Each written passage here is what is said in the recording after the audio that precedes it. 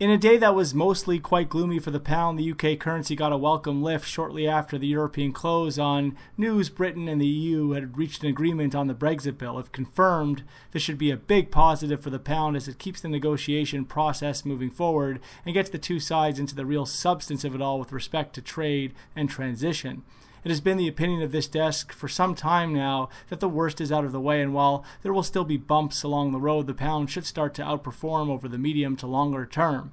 As far as the cable rate goes, look for the market to now be very well supported ahead of 130 in favor of the next major upside extension back above the 136.60 area 2017 high and towards a measured move target of 142 into 2018.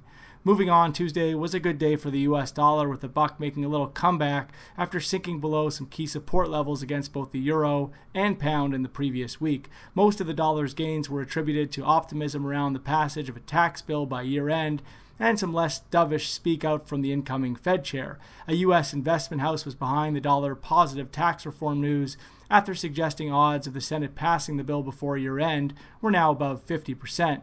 Meanwhile, at the Fed chair confirmation hearing, Powell caught many off guard with his comment that it was time to start normalizing rates. Strong consumer confidence data out of the U.S. did nothing to hurt the buck either. In the end, the developed currencies were mostly lower, though the setbacks were limited to within 0.5% of Monday's closing levels. The Canadian dollar hasn't performed well of late and has mostly been well offered on a consistent basis since the Bank of Canada was perhaps a little too aggressive in raising rates consecutive times this year. There was some optimism that came from the Bank of Canada FSR and from Governor Poloz himself, but not enough to derail a deteriorating sentiment for the loonie, possibly aggravated even more as the market worries about the fate of NAFTA in 2018. Elsewhere, hawkish comments from ECB Hansen and talk of dollar selling for month-end rebalancings fell on deaf ears, with the buck not really bothered by this.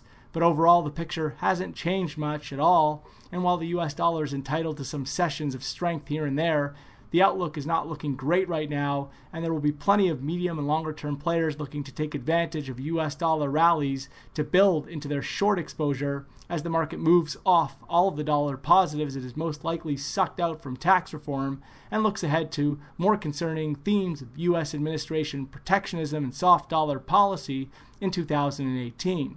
Moving away from the dollar, we highlighted some interesting price action on the Aussie-Kiwi crossweight earlier today, with this latest round of weakness possibly inviting a good value play to pick some up a little lower down. The report can be found in the link above. Away from FX, the U.S. equity market pushed higher yet again to another record high on, well, the same headlines of tax reform. One thing that could stop stocks in their track, at least for a brief moment, is geopolitical tension, and reports of airborne North Korea missiles are getting some nervous attention late Tuesday. Both U.S. equities and Bitcoin are super extended, and both markets are in desperate need for major corrections. Bitcoin was up, celebrating a test of the remarkable 10,000 level, and just a reminder, the monthly RSI on Bitcoin is producing a shocking reading of 95, something that screams big-time reversal ahead. Looking ahead, key standouts on Wednesday's calendar come in the form of Eurozone confidence readings, German CPI, a U.S. GDP print, U.S. core PCE, a Yellen appearance, U.S. pending home sales, and the Fed Beige Book. That's all for now.